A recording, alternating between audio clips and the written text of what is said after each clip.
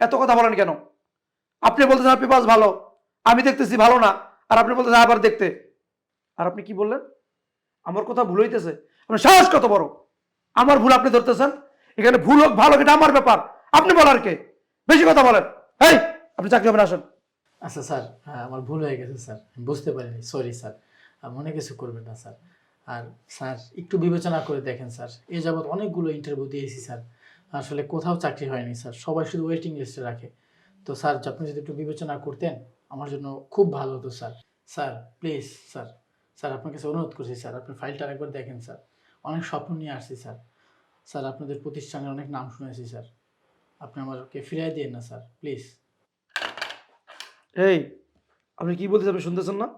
বাংলা বলতেছি, শোনেন। স্বপ্ন দেখলেই হবে না, স্বপ্নের সাথে এইটাও লাগে, বুঝতে পারছেন? আমি চাকরি দিতে পারি, কিন্তু শর্ত আছে একটা, আমাকে 50,000 টাকা দিতে হবে, তাহলে আপনি চাকরিটা দিতে পারি।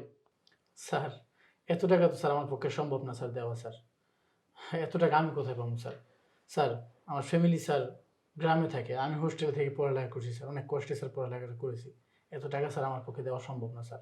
আপনি যেভাবে আমাকে টাকাটা দিতে পারবেন না, আমি আপনাকে চাকরিটা দিতে পারবো না। উঠেন, উঠেন। স্যার আমার কথা